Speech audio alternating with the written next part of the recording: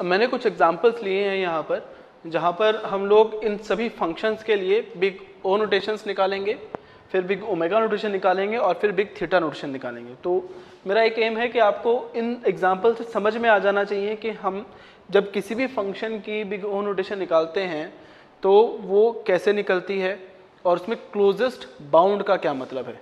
ठीक है, देखिए जो सबसे पहला फंक्शन है, देखो मैं सिर्फ एक या दो फंक्शन का समझाऊंगा, आपको फिर दो तीन फंक्शन के बाद तो आप इसको चुटकियों में सॉल्व करेंगे, आपसे इजीली ये हो जाएगा। पहला जो फंक्शन है वो गिवन है fn is equal to 3n plus 8। देखिए फंक्शन है fn is equal to 3n plus 8। जब आप इस फंक्शन को चेक करेंगे तो इस फंक्शन को आप ड्रॉ कर सकते हैं इन अ ग्राफ। अगर मैं इस फंक्शन को मैं ग्राफ में ड्रॉ करूंगा, दिस इज अ ग्राफ, ठीक है, और हम कुछ n की वैल्यूज ले लेते हैं। n की values, this is function fn and this is the value of n। n की वैल्यू अगर 1 है तो फंक्शन fn की वैल्यू कितनी होगी हमारे पास 3 प्लस 8 विच इज 11। n की वैल्यू अगर 2 है तो फंक्शन fn की वैल्यू कितनी होगी 6 प्लस 8, 6 प्लस 8 का मतलब कितना है 14। n की वैल्यू अगर 3 है तो फंक्शन fn की वैल्यू होगी हमारे पास, आप चेक कर सकते हैं, that is 9 plus 8 that is 17। n की वैल्यू अगर हमारे पास 4 है तो सिर्फ 3 का डिफरेंस आ रहा है हर एक केस में, तो इट इज 20। n की वैल्यू 5 है तो इट इज 23, n की वैल्यू 6 है तो it is 26 and so on. अगर आप इसको ग्राफ में प्लॉट करेंगे, देखिए this is 1 2 3 4 5 6 7 and this is representing the function values which can be 10, 20, 30, 40, make it like this। और आप इसको 5 के गैप में भी मेजर कर सकते हैं, तब भी इजी रहेगा बनाना। सो इट इज 5, 10, 15, 20, 25, 30,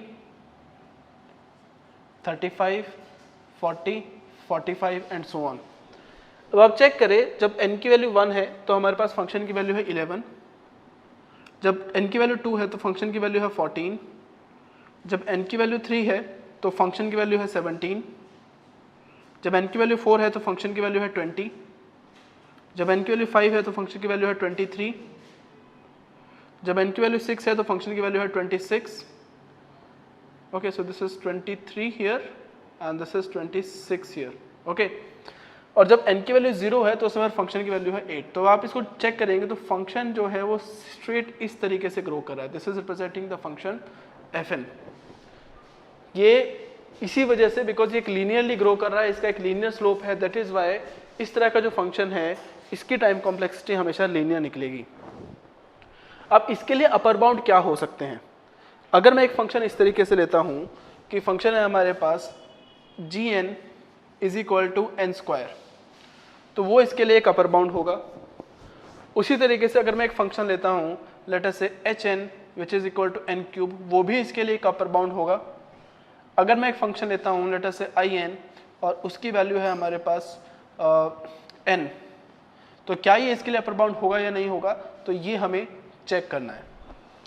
अब ध्यान दे, अगर मैं gn को प्लॉट करूंगा, देखो मेरा एम है कि आपको कॉन्सेप्ट समझ में आना चाहिए, ठीक है।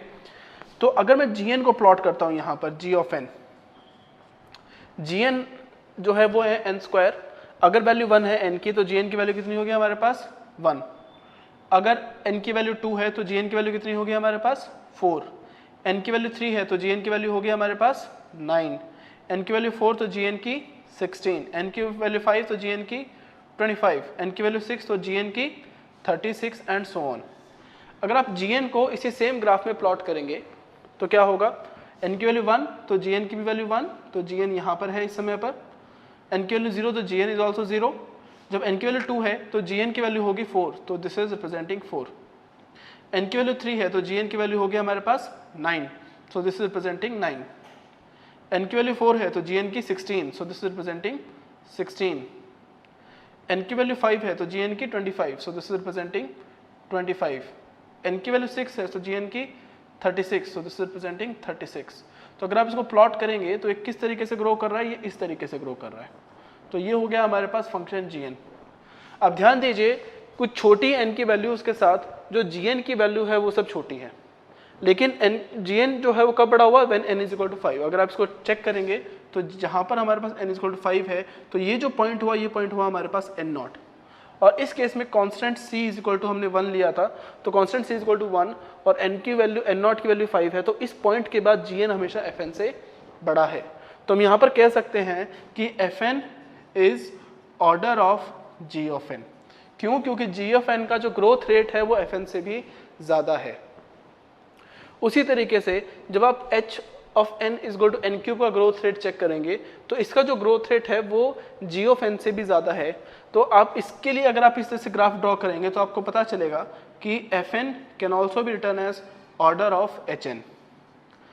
अब जो सबसे इंपॉर्टेंट चीज़ है, अगर मैं लेता हूँ in = n, ये एक है जो सबसे इंपॉर्टेंट चीज़ है।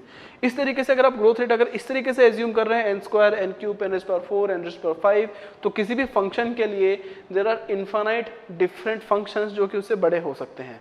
तो इस फंक्शन के लिए जो fn एक फंक्शन है, इसके लिए अलग अलग इन्फाइनाइट ऐसे फंक्शन हो सकते हैं जिनका ग्रोथ रेट इससे ज़्यादा है। तो हमें हर एक फंक्शन को चेक नहीं करना है। मैंने आपको बताया कि जब भी हम किसी फंक्शन के लिए अपर बाउंड या फिर लोअर बाउंड देंगे, अपर बाउंड या लोअर बाउंड देंगे, तो हमसे क्लोजेस्ट बाउंड की बात करेंगे। तो जब भी मैं फाइंड द अपर बाउंड की बात करता हूं या किसी भी क्वेश्चन में आपको फाइंड द अपर बाउंड की बात करते हैं, तो उस केस में हम निकालना चाहते हैं कि what is the closest upper bound, यानी कि ऐसा कौन सा अपर बाउंड है जो उस फंक्शन के सबसे क्लोज है। What is the closest upper bound. तो इस फंक्शन के सबसे क्लोजेस्ट अपर बाउंड क्या है? देखिए, मैंने लिया in = n। अब in की वैल्यूज को चेक कर लेते हैं। in के केस में पहले तो आप fn की डेफिनेशन समझिए। अपर बाउंड की डेफिनेशन क्या आती है हमारे पास? If we can say that fn is always less than और equal to c.gn for all n greater than n0 and c is a constant and c is a constant. अगर ऐसा कहीं पर एग्जिस्ट करता है then we say that fn is order of gn। समझ में आया? अब देखिए हमारे पास है in = n। तो in = n में मैं fn और in को ड्रॉ करता हूं यहां पर। This is n, this is f of n and this is i of n। लेकिन अगर मैं i ऑफ n के साथ जो हमारे पास एक कांस्टेंट c लगता है, अगर इस कांस्टेंट c की वैल्यू को मैं 3 से बड़ा एज्यूम करूं, चाहे वो 3.1 हो, 3.2 हो या फिर 4 हो, let us say the constant c is equal to 4, तो क्या होगा? आपको पता चलेगा जो in है वो fn से बड़ा होगा। अब in रिप्रेजेंट कर रहा है n को, अगर c की वैल्यू 4 हुई तो in की वैल्यू कितनी होगी? in is equal to 4 × n, where 4 is the constant value c। अब n की वैल्यू 1 2 3 4 5 6 7 8 कुछ भी हो सकती है। n की वैल्यू 1 है तो fn की है 11 14 17 20 23 26 29 एंड सो ऑन। तो in की वैल्यू कितनी होगी? पहले केस में इट इज 4, दैट इज 4 × 1। अगले केस में it is 8, that is 4 × 8। Next केस में it is 12, next value it is 16, अगली वैल्यू 20, अगली value 4 × 6 is 24, next value 7 × 4 is 28, next value 4 × 8, 4 × 8 कितना होगा हमारे पास? 32। और यहाँ पर इसकी वैल्यू कितनी होगी? यहाँ पर वैल्यू होगी हमारे पास 32। जब n की वैल्यू 9 हो जाएगी, उस केस में हमारे पास fn की वैल्यू कितनी होगी? fn will be 35। लेकिन in की वैल्यू कितनी होगी? 9 × 4 इज 36। अगर आप इस पॉइंट के आगे मेजर करेंगे तो आपको पता चलेगा n not is equal to 8, उसके बाद हमेशा in की वैल्यू जो है वो fn से बड़ी है। अब ध्यान दीजिए, इस केस में हमने कांस्टेंट c की वैल्यू एज्यूम करी थी 4। हम कांस्टेंट c की वैल्यू कुछ भी एज्यूम कर सकते हैं। It can be very large value और it can be very small value. अगर मैं c की वैल्यू एज्यूम करता हूं यहाँ पर 3, सो लेट अस से c इज इक्वल टू 3, और instead of 3 let us say I am assuming c is equal to 10। अगर c की वैल्यू 10 है तो क्या होगा? c की वैल्यू 10 है तो पहले n इक्वल टू 1 में इसकी वैल्यू होगी 10, नेक्स्ट वैल्यू होगी 20, नेक्स्ट वैल्यू होगी 30, नेक्स्ट वैल्यू होगी 40, 50 एंड सो ऑन। तो यहाँ पर ये जो पॉइंट है n0, ये बहुत पहले आ जाएगा, जबकि यहाँ पर ये पॉइंट बहुत बाद में आया था। ध्यान दीजिए, अगर ये पॉइंट n0 एग्जिस्ट करता है, अगर ये पॉइंट n0 एग्जिस्ट करता है तो c कांस्टेंट की वैल्यू सिर्फ इस n0 पॉइंट को या तो यहाँ पर शिफ्ट करेगी या फिर यहाँ पर शिफ्ट करेगी, या तो लेफ्ट साइड में शिफ्ट करेगी या फिर राइट साइड में शिफ्ट करेगी। लेकिन अगर किसी दो फंक्शंस के लिए n0 एग्जिस्ट नहीं करता, कभी भी एन नॉट एग्जिस्ट नहीं करता तो वो पॉइंट आपको कभी आएगा ही नहीं। ऐसा हो सकता है कि इस एन नॉट पॉइंट से पहले जो फंक्शंस है वो फ्लक्चुएट कर रहे हैं, कभी एक एफ एन फंक्शन बड़ा है, कभी जी एन फंक्शन बड़ा है, उनकी वैल्यूज फ्लक्चुएट कर सकती है। लेकिन एन नॉट फंक्शन के बाद हमेशा अगर जी एन बड़ा है, यानी कि जी एन उसको हमेशा एक अपर बाउंड दे रहा है जिसकी जी एन की वैल्यू हमेशा उससे बड़ी है, तो हम कह सकते हैं f n is order of g n. अब इस केस में बिकॉज ऑफ सी की पावर की वजह से, सी की वजह से ये पॉइंट जरूर आएगा। अगर आप इसको यहाँ पर ड्रॉ करेंगे तो इस फंक्शन के जो सबसे क्लोजेस्ट फंक्शन रहेगा, जैसे कि देखो हमने c इक्वल टू 4 लिया, तो जो सबसे क्लोजेस्ट रहेगा इस फंक्शन के, जो सबसे बिल्कुल पास में रहेगा इस फंक्शन के, वो रहेगा सेम पावर वाला फंक्शन। जैसे कि यहाँ पर हमने लिया था i n equal to n, तो इस फंक्शन के जो सबसे क्लोजेस्ट हमेशा रहेगा वो रहेगा ऑर्डर ऑफ एन। ध्यान दीजिए इनमें से किसी भी क्वेश्चन के अंदर, चाहे वो क्वेश्चन नंबर 1 है, क्वेश्चन नंबर 2, 3, 4, 5, 6, इतने किसी भी क्वेश्चन के अंदर हमेशा जब भी आपको क्लोजेस्ट अपर बाउंड मिल रहा है तो हमेशा इसके जो सबसे बड़े वेरिएबल की जो पावर है, जो सबसे बड़ा n है जैसे यहाँ पर, उसकी जो पावर है वही आपका सबसे क्लोजेस्ट अपर बाउंड देगा। अगर मैं ब्लाइंडली बिना किसी कैलकुलेशन के भी चेक करता हूँ तो इसका जो क्लोजेस्ट अपर बाउंड है वो रहेगा ऑर्डर ऑफ n स्क्वायर, सबसे बड़ी पावर। इसका जो क्लोजेस्ट अपर बाउंड है वो रहेगा order of n raise to power 4, सबसे बड़ी पावर। इसका जो क्लोजेस्ट अपर बाउंड है वो रहेगा ऑर्डर ऑफ n क्यूब, यानी कि सबसे बड़ी पावर। इसका जो क्लोजेस्ट अपर बाउंड है वो रहेगा ऑर्डर ऑफ n। इसका जो सबसे बड़ा अपर बाउंड है वो रहेगा ऑर्डर ऑफ 1। मैंने यहाँ पर ऑर्डर ऑफ 1 क्यों लिया? क्योंकि इस केस में अगर मैं कांस्टेंट c की वैल्यू को 411 एज्यूम करता हूँ तो इससे बड़ा हो जाएगा। तो ये जो कांस्टेंट अपर बाउंड है यहाँ पर, अगर एक फंक्शन की वैल्यू कुछ न्यूमेरिकल वैल्यू है which is a constant value, उसके अंदर n की वैल्यू नहीं है, तो ये हमेशा ऑर्डर ऑफ 1 ही इवैल्यूएट होगा। उसी तरीके से जब मैं लोअर बाउंड की बात करता हूँ तो लोअर बाउंड का मतलब क्या है कि जितने भी बाउंड्स हैं उन सबसे छोटा कौन सा है। जैसे कि ये 5n स्क्वायर है, इसके लोअर बाउंड कैसा होगा? ओमेगा ऑफ n इसका एक लोअर बाउंड है, ओमेगा ऑफ n इसका एक लोअर बाउंड है क्योंकि ये फंक्शन इससे छोटा है। उसी तरीके से omega of n log n भी इसका एक लोअर बाउंड है क्योंकि ये फंक्शन इससे छोटा है। उसी तरीके से omega of n under root of n भी इससे छोटा रहेगा क्योंकि ये फंक्शन भी इससे छोटा है, राइट। इसी तरीके से इस फंक्शन के लिए there are infinite lower bound, infinite lower bound हो सकते हैं, लेकिन इसका सबसे क्लोजेस्ट लोअर बाउंड क्या रहेगा यहाँ पर? Omega of n square, omega of n square, यानी कि ऐसा लोअर बाउंड सबसे पास है इसके। ओमेगा ऑफ n स्क्वायर में अगर आप कांस्टेंट c की वैल्यू को 5 से छोटा एज्यूम करेंगे तो हमेशा ये फंक्शन इससे छोटा ही आएगा। उसी तरीके से इस पूरे फंक्शन के लिए जो सबसे लोअर बाउंड है that is also omega of n। इस पूरे फंक्शन के लिए जो सबसे छोटा लोअर बाउंड है that is omega of n cube. ठीक है, अब आपके दिमाग में कंफ्यूजन रहेगा कि सर अगर जो सबसे बड़ा जो पावर है, अगर इस बड़ी पावर को ही इसका अपर बाउंड और इस बड़ी पावर को ही आप लोअर बाउंड ले रहे हो तो इनमें डिफरेंस क्या है? ध्यान दीजिए, जो डिफरेंस है आपको तब समझ में आएगा जब मैं इसको प्रोग्रामिंग फॉर्म में आपको दिखाऊंगा। जैसे काफ़ी जो प्रोग्राम है, जब भी हम उनकी बेस्ट केस टाइम कॉम्प्लेक्सिटी की बात करते हैं, यानी कि कम से कम वो कितना टाइम लेगा प्रोग्राम एग्जीक्यूट होने में, या फिर कम से कम वो कितनी स्पेस लेगा, तो उस केस में हम हमेशा ओमेगा की बात करेंगे।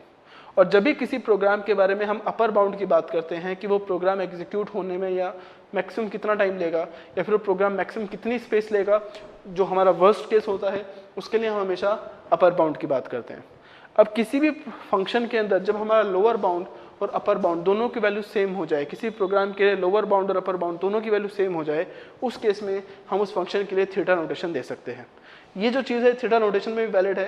यहाँ पर जो थीटा नोटेशन रहेगी वो थीटा ऑफ n स्क्वायर रहेगी, और यहाँ पर भी जो थीटा नोटेशन रहेगी that is theta of n cube रहेगी। अगर आप फंक्शन को सिर्फ इस तरीके से लिखते हैं तो यहाँ पर अपर बाउंड और लोअर बाउंड दोनों जो सबसे बड़ी पावर है उसी से आप इवैल्यूएट कर सकते हैं।